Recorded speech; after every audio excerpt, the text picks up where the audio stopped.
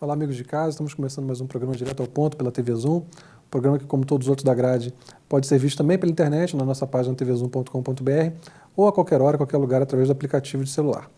Temos hoje a satisfação de receber o deputado estadual Anderson Nogueira, um habitué da casa, né? Não preciso apresentar, está acostumado a frequentar aqui a TV Zoom já há bastante tempo e os outros veículos de comunicação da cidade. Anderson, eu queria te agradecer por ter aceitado tão prontamente nosso convite. Sei que não é fácil conseguir um espacinho na tua agenda atualmente, mas agradeço por ter feito esse esforço para conseguir estar aqui com a gente. Seu alô, pessoal de casa. O prazer é todo meu, Márcio. Admiro muito o seu trabalho nas páginas do Jornal Voz da Serra, agora aqui na TV Zoom. Parabéns à direção da TV Zoom por trazê-lo aqui, trazer um programa que seja direto ao ponto. Estou aqui à disposição para responder a qualquer pergunta. Não tem assunto proibido, nem pergunta censurada. Fique à vontade. Vamos tentar, vamos espremer então. Anderson, para começar, acho que muita gente que acompanha a tua vida mais política te conheceu há quase 4 anos atrás. Outros que já acompanhavam a carreira jornalística há mais tempo, mas sua carreira profissional começa bem cedo, né? Conta um pouquinho para a gente. Eu comecei com 9 anos de idade. Eu era garoto céu, para quem não sabe, era os garotos de estacionamento da cidade. Né? Naquela época, os garotos trabalhavam meio período, estudavam no outro e faziam a cobrança de estacionamento. Então, com 9 anos de idade, eu já comecei a trabalhar. Meu pai dizia que a gente tinha que trabalhar desde cedo, que ele, que era da década de 40, nós somos da década de 40, achava que, assim como ele, todos os filhos deveriam trabalhar desde cedo. E desde os 9 anos, então, eu experimentei a atividade profissional. Logo, com 11 anos, uma pessoa chamada Betinho, né? Que era dono da Mascote Calçados e Armazém dos Calçados, eu trabalhava... Pai do Thiago, que a gente entrevistou aqui semana passada. Pai do Thiago, que eu convivi muito com o Thiago, né? Betinho foi para mim um padrinho, foi a primeira pessoa a acreditar em mim, né? Foi a primeira pessoa a não só acreditar em mim, mas foi o meu primeiro mestre, de certa forma. Porque o Betinho contava, né, quando ele me via lá cobrando estacionamento, ele ficava me observando, né? E aí ele dizia, eu vejo que os outros garotos não te cobram e não tiram um papelzinho, você tira o papelzinho sempre. E aí, te observando, eu disse, vou trazer esse garoto aqui para a loja. E aí eu comecei a trabalhar no Armazém dos Calçados à época, perto do antigo ABC, que nem existe mais, né? E ali eu aprendi muito o valor do trabalho, o valor da honestidade e o valor de respeitar as pessoas e cuidar das pessoas. E o Betinho foi quem me ensinou isso. O Betinho me acolheu de tal forma, Márcio, que o Thiago, que foi entrevistado semana passada, vai lembrar bem, eu convivia com o Thiago porque o Thiago saía da escola dele, e eu saía da loja, quando me pegava 9 da manhã, saía da loja por volta de 12h10 e ia almoçar na casa do Betinho. Te adotou praticamente. Me adotou praticamente. Ele e Regina? Isso, ele e Regina. Saudade imensa de Regina. E... Você ficou com ele, trabalhou com o Betinho uns 10 anos, não foi não? Foi mais ou menos por aí. Trabalhei dos 11 e saí com 18, 19 anos de idade. Quase 10 anos que eu trabalhei lá, até me formar, né? Até eu começar a faculdade, eu me lembro bem que a Regina insistia que eu tinha que fazer faculdade, né? Comecei a fazer Direito, não gostei do curso de Direito e depois fui para a área de jornalismo. E eu fiz formação de professores, né? Então, nesse período inteiro, e para você ver como que o Betinho era acolhedor, porque eu trabalhava praticamente 3 horas por dia, né? De 9h30, almoçava na casa dele ainda. E ainda depois, quando eu fiz formação de professores, eu tinha que fazer estágio, então eu não podia ir para a loja. E Betinho me liberava para poder, ou seja, Betinho, na verdade, ele financiou, de certa forma, os meus estudos para que eu pudesse seguir em frente. Ainda na época eu trabalhava na loja, eu comecei na Rádio Friburgo. A Rádio Friburgo eu trabalhava no programa do Bonan, de 6 às 7 da noite, então dava tempo. Saía da escola. Já ligado muito ao esporte, né? Isso, porque eu sempre acompanhei muito friburguense. Desde muito novo, eu não vou me lembrar exatamente a idade, mas desde 95, mais ou menos, eu comecei a acompanhar o friburguense. E nessa coisa de acompanhar o friburguense, eu escutava a Rádio Friburgo e o Bonan lançou no ar uma espécie de promoção ou de estágio. Você que sempre sonhou em ser repórter esportivo, trabalha em rádio, ligue para mim, se inscreva. E aí eu liguei, né? Falei assim, vou ligar. Aí o próprio Bonan atendeu o telefone, para mim era aquela coisa meio que inatingível, mas o próprio Bonan atendeu, e eu falei, tal, eu falei, beleza, quantos anos você tem? Aí eu falei, eu tenho 16 anos. Eu falei, mas nem pensar, sem chance, é menor de idade, muito novo, não dá. Aí eu insisti, e ele falou assim, não, vem à rádio então, e acompanhe o nosso trabalho, você não vai, não vou abrir para você, você fica aqui e fica vendo o programa de rádio. Durante 2 semanas diretas eu fui, fiquei assistindo o programa de rádio, ele falou assim, sabe, você é interessado, vou te dar uma chance, você vai ler uma notinha aqui, outra ali, e assim começou. Lia uma nota, 2 notas, 3 notas, até que um dia o Bonan não podia fazer o programa, o apresentador faltou e o segundo apresentador estava com gripe. E aí eu tive que apresentar o programa de rádio. Apresentei então o programa, Bonan gostou e eu passei a ser o apresentador titular do programa. E as coisas foram acontecendo assim, de certa forma, na Rádio Friburgo, onde eu iniciei a carreira de jornalismo. Antes de fazer jornalismo, então, você já começou na rádio? Antes de fazer jornalismo. Antes de fazer jornalismo, comecei na Rádio Friburgo, eu ainda trabalhava na Mascote e ainda fazia a formação de professores. Nessa época foi engraçado porque eu entrei no dilema, porque incentivado pela Regina para fazer faculdade, faz faculdade, eu fiquei na dúvida se eu fazia história, se eu fazia jornalismo ou se eu fazia direito. E aí eu escolhi o direito por quê? Porque vi que professor morre de fome. Vi que jornalista igualmente. Sim. Então vou fazer direito. E aí errei feio, porque a vida, o que mais importa não é você ganhar dinheiro, é você fazer aquilo que você gosta, é você se sentir bem e feliz por aquilo que você faz. Né? E aí, nessa época, eu comecei também. Aí eu saí da Mascote Calçados, cheguei a trabalhar na sorveteria também, que o Betinho chegou a abrir. Finlandês, na né? Finlandês, que era um sorvete delicioso. E aí eu comecei a trabalhar no Anchieta. Eu saí da loja para trabalhar no Colégio Anchieta, que foi a segunda escola. Que aí eu tive o professor Antônio Savioli, tive o Deluca, saudoso Deluca, que já faleceu, o professor Mário Osvaldo Piscuela, que foram, assim, outros mestres que chegaram à minha vida. E aí a minha vida é feita de mestres, Márcio, porque logo depois, eu me lembro, aí eu comecei na TV Zoom, logo depois de 3 anos de rádio, eu comecei na TV Zoom. A TV Zoom hoje, o programa Esporte TV Zoom, é o programa mais antigo da TV Zoom, né? E até hoje é apresentado por mim, hoje dividindo um pouco mais com o Vinícius por conta da agenda que me dificultou. E aí logo depois veio outro mestre na minha vida, que é a Laércio Ventura, que eu não posso esquecer. Eu me lembro em 2006, eu comecei a escrever uma coluna semanal na Voz da Serra, uma coluna mais literária, e o seu Laércio, nessa época o seu Laércio me chamou e falou, é você mesmo que escreve essa coluna, que eu tinha combinado com a Ângela Pedretti, que era a editora da época. É você mesmo que escreve isso? Não acredito que é você. Eu falei, sou eu mesmo, seu Laércio. Essa coisa, a Ângela escreve, você só assina. Eu falei, não, sou eu que escrevo. Até convencê-lo foi difícil, e aí começou uma relação muito bonita com o seu Laércio. Deu ir sempre à sala dele, me chamava, até um dia que ele falou assim, eu acho um absurdo. Você trabalha em todos os veículos de comunicação da cidade e não trabalhar na Voz da Serra. Eu quero você todo dia na Voz da Serra. E aí acabei começando com o Observatório em 2008 e até hoje estamos aí com a coluna também na Voz da Serra. Então continuo um pouco na Rádio Friburgo, na Voz da Serra e aqui na TV Zoom e com forte ligação com o Colégio Anchieta e muito agradecido por tudo que Betinho fez por mim ao longo dessa história. A gente é feito... As nossas histórias, muita gente pode olhar a história de uma pessoa e olhar o final dela, né? Ou olhar o momento de ápice da carreira. Mas você só chega lá por um conjunto de pessoas que são verdadeiros anjos que te carregam ao longo dessa trajetória. E aqui eu tenho que citar mais uma vez o Betinho, a Regina, tenho que citar de todo o coração Mário Osvaldo Piscuela, Savioli, tenho que citar aqui a Rádio Friburgo, Bonan, Ângela Moura, eu tenho que citar o seu Laércio Ventura e tantas outras pessoas que foram fundamentais para eu estar onde eu estou hoje e, de certa forma, representando também essas pessoas e os ensinamentos que elas me deram. Você nunca escondeu que sempre teve o sonho de ser prefeito da cidade. Hoje em dia, a gente vai voltar a esse assunto em breve, mas assim, hoje em dia você se sente mais jornalista, mais político, prevalece em você o sonho de ser prefeito ou você ainda se sente um jornalista, até porque você continua atuando como jornalista? Minha profissão é o jornalismo. E o jornalismo ajuda muito na política no sentido da observação, né, no sentido da objetividade e no sentido da sensibilidade. Se você não é um bom observador, se você não tem sensibilidade e se você não é objetivo, não serve, de certa forma, para a política. E esse tem sido o grande desastre da política brasileira exatamente pela falta desses 3 fatores. Você não falou em oratória, não falou na voz de rádio, assim, nisso você não fala, né? Que faz parte da comunicação também, é fundamental, sem sombra de dúvidas. Mas a sensibilidade acho que é o mais fundamental. Né? E a sensibilidade é que faz você ter uma boa observação das coisas, uma objetividade no sentido de ter aceleração, de ter pressa. As pessoas estão morrendo, as pessoas estão precisando de ajuda, as pessoas precisam de um sentido maior de coletividade. Eu acho que o político, ele na verdade, ele é o líder, de uma maneira geral, ele é um grande animador para que as coisas possam estar acontecendo.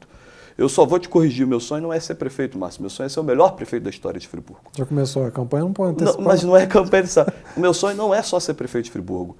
A gente não pode ter mais só um prefeito. Friburgo precisa ter o melhor prefeito da história para dar a volta por cima. Eu sinto que essa é a minha missão de vida e eu nasci para isso. Desde que eu tinha 4, 5 anos de idade, quando eu desfilava nos aniversários de Friburgo, eu me lembro muito bem que eu dizia à minha mãe, um dia eu vou ser prefeito de Friburgo. Ela falou, esse garoto é maluco. Minha mãe achava que eu era maluco mesmo. E ao longo dessa jornada, todas as experiências que eu tive na formação de professores, na loja de calçados ou na sorveteria, no Anchieta, me levam e me formam para isso e eu quero me preparar para ser o melhor prefeito da história de Friburgo. Você está começando a antecipar a resposta já de pergunta que ainda não fiz. Mas... Só não disse quando. Não, mas tudo bem. Bom, você teve uma passagem rápida pela Câmara Municipal de Nova Friburgo, de 2 anos, foi eleito para um mandato de 4, acabou fazendo um mandato de 2 anos, porque foi depois para a LERJ, que é onde a gente vai focar no nosso segundo bloco aqui do programa. Mas nesses 2 anos que você ficou na Câmara Municipal, você sente que cumpriu o teu dever, que honrou a confiança do eleitor? Faz um balanço rápido do teu período como vereador aqui na Friburgo. Eu acredito que sim. A gente aprovou uma quantidade grande de leis. Eu fui a pessoa que fez a oposição ao governo Rogério Cabral desde o primeiro momento. Desde o primeiro instante eu já estava apontando que era um governo falho e desde o primeiro instante eu não só apontava as falhas, como dizia quais caminhos seriam melhores. Vou citar o exemplo simples da usina do asfalto.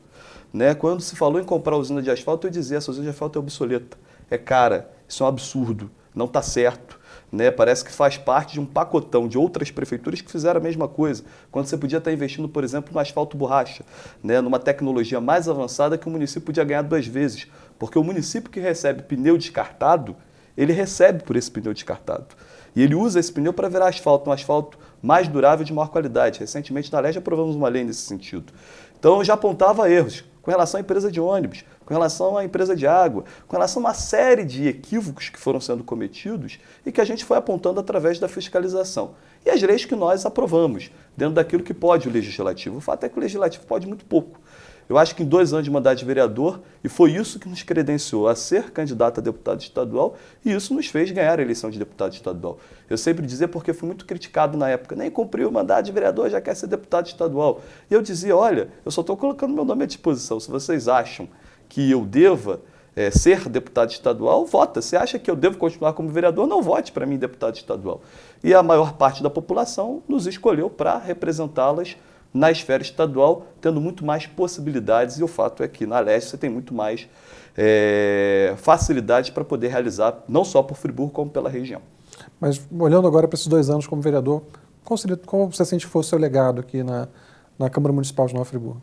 Eu acho que, primeiro, a insistência na questão da transparência. A transparência ela é fundamental. E eu acho que algo que foi muito marcante durante o nosso período é que eu sempre dizia que a gente tem que ser justo e colaborativo. E o tempo todo nós tentamos ser justos e colaborativos com o governo. Eu acho que o vereador ser de oposição ou situação não é o mais importante. O importante é você fazer com que as pessoas possam estar sendo devidamente representadas. E, acima de tudo, colocamos no mandato de vereador algo que parecia impossível, porque parece que só era possível na esfera estadual ou federal, um mandato extremamente participativo, um mandato que foi para a rua. Eu me lembro que eu ia para o sinal de trânsito, várias vezes escolhi sugestões para o trânsito, entreguei mais de 1000 delas ao prefeito documentado. Não aproveitou nenhuma sequer, porque eu costumo dizer que mais importante do que os técnicos dizerem o que é importante, o que deve ser mudado, é quem todo dia está sofrendo na pele e que na sua observação pode ter inúmeras ideias que podem ser positivas. Não adianta construir um plano de mobilidade urbana como nós conseguimos uma verba à época de R$1 milhão com o senador Lindbergh Farias, se você não ouvir as pessoas. A verba foi perdida, infelizmente as pessoas continuaram sem ser ouvidas. Eu cobri boa parte desse período que você estava na Câmara, a maior parte dele. E a gente tem sempre repetido o discurso de que a esquerda no Brasil é muito desunida. E isso tem fundamento. Inclusive em Friburgo a gente sentia um pouco isso. Você avalia isso, esse período que você ficou na Câmara, faltou união à oposição, faltou união aos vereadores que de fato faziam oposição ao governo Rogério Cabral? Porque eu percebo que quanto mais você vai para o local, mais pequena fica a política. Mais pessoalista ela fica. E isso não é bom. Porque você não cria o laço necessário. Se a gente está pregando, a gente precisa de uma coletividade mais ampla, uma sociedade que seja mais responsável pelos atos de todos, você não tem como fazer teses individualistas. A Câmara de Vereadores você sente, e até hoje para mim não sinto muita diferença, essa coisa do individualismo, da coisa de sair na frente, de fazer primeiro. Na LERJ é um pouco diferente da Câmara de Vereadores, a relação é muito diferenciada. A esquerda, como a direita, como centro. Hoje, sinceramente, eu acho que não existe mais nada disso. Hoje as pessoas não conseguem identificar o que é o quê, e mais do que isso, você parte para certos extremismos que, no final das contas, quem fica no meio é que está sofrendo, quem vive no meio é a população. Eu acho que a gente vai ter que avançar muito. A democracia, ela vive um momento muito ruim, né? A política brasileira vive a maior crise da sua história, mas é uma crise acima de tudo, porque tem referência na ética e na moral. Na falta de ética e na falta de moral nos leva a essa situação. Agora, a culpa é só dos políticos? Não, porque eu digo que todos nós somos seres políticos, né? E por isso que eu digo que todos nós devemos ser responsáveis por essa sociedade, por essa coletividade. Se o Pezão hoje é o governador, a culpa é de todo mundo que colocou o Pezão lá, mesmo em 2013, gritando fora Cabral, fora Pezão. A mesma coisa com relação a Dilma, com relação ao PT ou com relação a quem está no poder hoje. Todos que queriam colocar para fora estão no poder e quem colocou eles foi a própria população. Não tenho dúvida que se Eduardo Cunha hoje fosse candidato, ele seria eleito, mesmo com todos esses problemas. E alguém coloca ele lá, ele não entra pela janela. Com certeza, mas assim, o que a gente nota de venda de votos nos plenários é um reflexo da venda de votos da população, né? Existe uma estrutura, uma mecânica de eleição hoje em dia que passa pelo mercado de votos. Anderson, eu vou te interromper, a gente tem que ir para o nosso único intervalo. Peço ao pessoal de casa que continue com a gente, tem muita conversa ainda, tem alerta, tem futuro da político de Anderson, quem sabe aí um anúncio de uma candidatura a prefeito. A gente já volta rapidinho.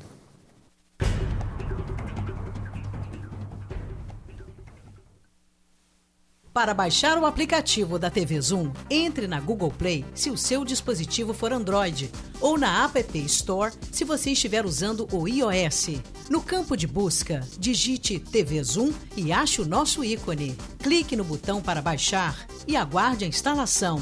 Pronto! O seu aplicativo TV Zoom já está pronto para você usar. Abra o aplicativo e veja o ícone ao vivo. Clicando nele, você assiste a nossa programação em tempo real, em qualquer lugar, 24 horas por dia. No ícone Vídeos, você assiste matérias do Zoom TV Jornal e programas exibidos durante a semana. Em Notícias, você confere informações sobre o mundo, Brasil e Nova Friburgo. E no botão Envie, você pode nos enviar fotos e vídeos diretamente do seu celular ou tablet. Baixe agora e descubra muito mais opções no seu aplicativo TV Zoom.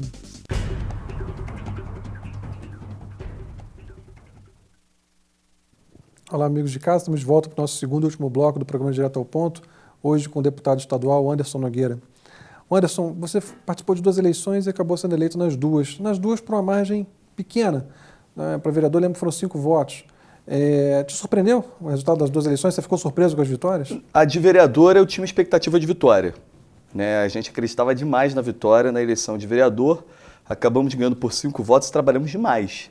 Foi uma eleição muito pé no chão, sem recurso financeiro, e eu posso falar hoje aqui, revelar para vocês, o meu maior doador de campanha foi Laércio Ventura, né? A campanha custou cerca de R$16 mil, foi a campanha mais barata de todos os vereadores eleitos, não diferente de deputado estadual, e eu chego daqui a pouco nela. Eu tinha expectativa de vitória, ganhamos por 5 votos, e foram talvez 5 votos conquistados na madrugada. Quando de madrugada eu fui de portaria em portaria de edifício conversar com as pessoas. E fui o primeiro jornalista eleito da história de Friburgo, né? Porque você teve vários outros, Moisés Moraes Filho, Pedro Osmar, pessoas que até tinham mais canja, entre aspas, do que eu, né? E eu era muito mais jovem do que eles com uma trajetória muito mais ampla e não conseguiram sucesso nas eleições que disputaram. E a gente de primeira conseguiu. E ali, a partir do momento que eu assumi como vereador, a gente manteve firme aquilo que as nossas posições, né? Com relação à defesa da candidatura de prefeito que fizemos, da oposição a Rogério Cabral e assim por diante. Já de deputado estadual, não tinha expectativa nenhuma de vitória. Foi uma eleição que a gente entrou quase que como para cumprir tabela. Não que nós não tenhamos trabalhado para ganhar a eleição, mas foi uma eleição para cumprir tabela, uma eleição para muito mais ajudar o Glauber como deputado federal do que propriamente a gente se eleger para deputado estadual. Foi uma eleição que a gente teve pouco mais de 20 mil votos, Márcio, mas pela coligação a gente ganhou com folga, né? A gente ganhou com o dobro de votos do segundo colocado. E a coligação quase fez 2 deputados, foi por muito pouco, por cerca de 6 mil votos, que não fez 2 deputados estaduais ao invés de 1. Acabei sendo, naquela ocasião, o único eleito pelo PSB. E aí chegamos, então, à Assembleia Legislativa E nessa chegada, muitos narizes tortos. Calma que a gente vai chegar lá. Porque, de certa forma, a candidatura a deputado estadual também te servia numa possibilidade de ser candidato a prefeito, eventualmente em 2016. Não, você não... Naturalmente fui candidato a deputado estadual por conta disso. Para se credenciar a uma candidatura a prefeito, não tenha dúvida disso. Né? Foi basicamente com dois sentidos estratégicos. Um, como o Glauber exercia o mandato de deputado federal, tinha que ficar em Brasília. E como ele tinha que visitar muitos outros municípios, em Nova Friburgo eu fazia campanha dupla, ou seja, Glauber e o Anderson e Glauber. Nesse sentido, foi importante para a estratégia de eleição do Glauber como deputado federal. Tanto é que eu só fiz campanha em Friburgo. Eu não podia fazer campanha em outros municípios. Glauber tinha candidato em Cachoeira de Macacu, em Bom Jardim, o grupo que apoiava Glauber tinha um outro candidato a deputado estadual e assim por diante. Então eu fiquei restrito a Friburgo. Resultado disso, 95% dos votos são de Nova Friburgo. Né? A nossa eleição, ela foi... a eleição veio por causa de Nova Friburgo, isso é um fato. Né? E o outro motivo era, há uma brecha, né, dentro daquele grupo político e que o candidato a deputado estadual, naturalmente, tinha boas possibilidades de vir ser candidato a prefeito. Uns podem falar que o tiro saiu pela culatra, ganhou a eleição de deputado estadual, e isso complicou um pouco essa questão. E, obviamente, que a vez na última eleição era do Glauber. Se o Glauber dissesse... Eu acho que ali tinha fila, era Glauber, Saudade e talvez o Anderson, pelo recall eleitoral da eleição de deputado, independente da vitória ou não, mas pela votação em Friburgo. Se o Glauber não quisesse, Saudade seria a segunda. Se Saudade não quisesse, aí seria o Anderson para discutir essa questão com outras pessoas, né? Perfeito. Bom, você estava falando que quando chegou a Alerj, houve... Segue de onde você estava, eu te interrompi, mas é porque eu não podia deixar de falar. Narizes tortos, né? Sim. Sim, porque quando eu cheguei na Alerj, as pessoas me olhavam, os outros políticos, eles já conheciam o Glauber, não conheciam o Anderson. E eles me olhavam como se estivesse vendo o Glauber. Né? E com o passar do tempo, eu fui demonstrando, né, que eu não era Glauber. Glauber é Glauber, o Anderson é o Anderson. São duas histórias de vida completamente diferentes, distintas.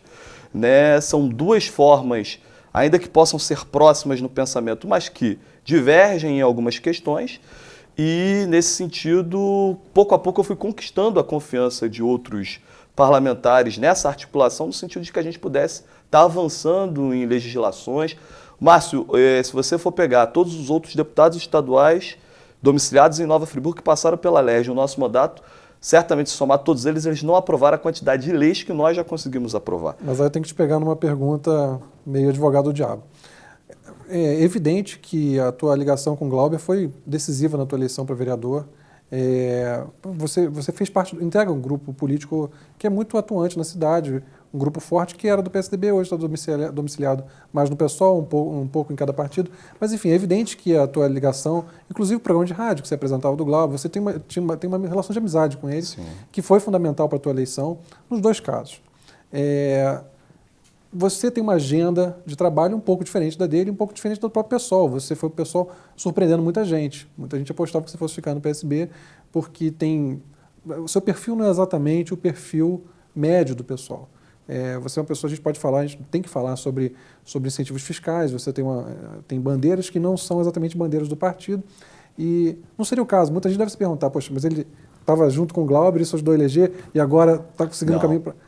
Não há uma separação. Eu e o Glauber continuamos, seguimos juntos. Sim, você entende a pergunta. Eu fiz a campanha de prefeito de Glauber, né? E tenho grande confiança no Glauber. Eu acho um dos políticos mais habilidosos do Brasil. Eu acho que o Glauber tem um potencial a nível nacional gigantesco. O que eu quero dizer é que nós temos histórias de vidas diferentes e, portanto, pensamentos diferentes. Eu posso ter um melhor amigo. E o meu melhor amigo, na verdade, me soma, né? Nós podemos ter várias questões iguais, mas pensamos em questões diferentes. Eu, por exemplo, discordo em vários aspectos de Glauber e alguns do PSOL da questão da economia. Eu acho que não há desenvolvimento social sem desenvolvimento econômico. O desenvolvimento econômico é que banca o desenvolvimento social. E é por isso que é importante ter uma economia forte para servir ao povo. Não adianta também ter uma economia forte para servir a donos de bancos. Essa é a grande diferença que existe. E às vezes há uma certa... E olha que eu sou poeta, mas há uma certa ingenuidade poética na esquerda de acreditar que vai haver desenvolvimento econômico sem você trabalhar lado a lado com os empresários, né? Sem trabalhar para gerar empregos. Mais importante, e eu acho importante sim dar por exemplo, Bolsa Família, fazer ações sociais, mas mais importante disso é que as pessoas tenham emprego. Porque a grande dignidade do homem é ter trabalho. Né? E aí parece que eu estou copiando um pouco meu pai lá atrás, e claro que hoje não quero que nenhuma criança trabalhe, eu acho que as pessoas só devem trabalhar depois de pelo menos terminar o seu ensino médio, ou ter um turno completo numa escola já aprendendo uma profissão, mas eu acho que o trabalho é fundamental na vida de qualquer pessoa. Trabalhar dá a verdadeira dignidade às pessoas. Então a geração de emprego é mais importante, porque ninguém quer ganhar Bolsa Família. As pessoas querem ter trabalho, querem ter a possibilidade de ter a sua própria renda. Então, nesse aspecto, os incentivos fiscais que você citou, por exemplo, eles são importantes agora. O que eu disse sempre do pessoal, o pessoal aprendeu lá na bancada estadual, porque o pessoal, quando eu cheguei, eu dizia, eu discordo do pessoal, inclusive. E aí eu fui falando, hoje o pessoal adota o meu discurso. É preciso separar o joio do trigo. Há incentivos bons e há incentivos ruins. Agora, não se pode penalizar os bons por causa dos ruins. Houve abuso, obviamente, né? Óbvio. Mas você é coautor da lei que pretende ampliar os incentivos fiscais da moda íntima em Friburgo até 2024. Fala um pouquinho sobre essa perspectiva de aprovação, porque a gente tem 3 minutinhos para poder encerrar o programa. Só isso. Então fala um pouquinho, presta um pouquinho de contas do teu trabalho na LERJ e, por fim, você me responde se é candidato a prefeito ou se não. Eu acredito que em agosto a gente deve estar finalizando a questão da moda, relembrando que do FEF, que criou lá um 10% de imposto sobre aquele benefício que cada um tem, a gente excluiu metal mecânico, excluímos cervejeiras, as cervejas artesanais, excluímos o próprio setor têxtil. Então a gente já tem trabalhando muito nessa questão. A minha pauta tem sido muito na área do desenvolvimento econômico, né? A gente tem trabalhado fortemente na LERJ nesse sentido. A UERJ você trabalhou muito também. A questão da educação da UERJ, a gente tem trabalhado muito, principalmente da UERJ. As nossas principais bandeiras têm sido essas: o fortalecimento regional, a questão do desenvolvimento econômico, a questão da educação pública, especialmente a universidade pública, e a gente trabalha fortemente também na questão do Hospital do Câncer. Acho que são as nossas principais bandeiras, se eu puder resumir bastante desse nosso trabalho, usando muito a tribuna da LERJ, usando muito de articulação, e eu tenho aprendido lá na Assembleia, Márcio, que a ingenuidade me protege, né? E que honestidade é obrigação. Competência ela tem que ser comparada sempre, e qualidade tem que sim ser avaliada. Então a gente tem trabalhado sempre nesse sentido, para poder chegar ao objetivo, que é fazer da nossa região muito forte. Como está a situação do Hospital do Câncer atualmente? O Hospital do Câncer, a gente vai ter audiência pública agora em agosto, as obras estão paralisadas, a gente já pediu ao Ministério Público Federal a investigação sobre uma possível omissão do governador com relação às obras, porque R$1 milhão foram utilizados e até hoje não foram prestados contas. Por isso o dinheiro que está lá na Caixa Econômica depositado não foi liberado, e por isso as obras paralisaram. A gente quer fazer um pacto para a retomada urgente das obras agora, Márcio. Aí vem um ponto que provavelmente vai criar polêmica lá na frente, especialmente com relação ao pessoal. Como vai funcionar o Hospital do Câncer? O Estado não terá condições de bancar esse hospital, que deve ter um custo estimado de R$8 milhões por mês. Quem banca o Hospital do Câncer no Estado nessa situação? Será que a gente vai ter que pensar em uma fundação para assumir? O INCA? Já fiz interlocução com o governo federal, a resposta é negativa. O próprio Michel Temer disse ao presidente Pisciani que não quer assumir o Hospital do Câncer de Friburgo e nenhum outro hospital e quer devolver, inclusive, os hospitais federais aos estados e municípios. Então, a gente vai ter que ou esperar passar 2018, o novo presidente da República, ou a gente vai ter que já trabalhar, vai ter que discutir essas possibilidades desde já, porque não adianta também inaugurar o hospital e ele não poder funcionar. Até porque a crise do Estado não passa tão cedo, né? A estimativa aí é uma crise até 2022, 2023, ainda que o barril do petróleo esteja subindo, mas jamais vai voltar aquele patamar das épocas das vacas gordas e da corrupção do Sérgio Cabral, mas eu acredito que vai ter uma leve melhora a partir do ano que vem, mas ainda muito longe daqueles tempos de ouro que o Estado do Rio pôde viver. Anderson, o tempo esgotou, mas eu não posso deixar de perguntar, eu falei candidato, claro, candidato não pode ser dito agora, mas, a princípio, você é pré-candidato à reeleição para deputado estadual e, jogando limpo com o eleitor, você está pensando em ser pré-candidato também a prefeito daqui a 3 anos e meio. A princípio não sei isso, ano que vem provavelmente que a gente vai estar afinando essa questão, mas a princípio sou pré-candidato à reeleição de deputado estadual e o meu sonho de vida, nunca escondi para ninguém, meu sonho de vida não é só ser prefeito de Friburgo, mas ser o melhor prefeito da história dessa cidade. Friburgo precisa dar a volta por cima, mas eu acredito demais que Friburgo tem potencial de ser a melhor cidade do Brasil. E a gente tem que trabalhar fortemente nisso, com planejamento, meta e com aceleração. A gente precisa acelerar, não dá para continuar com o freio de mão puxado. Bom, infelizmente a gente vai ter que puxar o freio de mão aqui e encerrar esse programa de hoje. Você está convidado a voltar outras vezes e espero que o pessoal de casa tenha gostado. O homem está bem sincero hoje, está falando. Enfim, a gente volta semana que vem com mais um programa direto ao ponto como esse aqui foi. Espero vocês lá. Até já.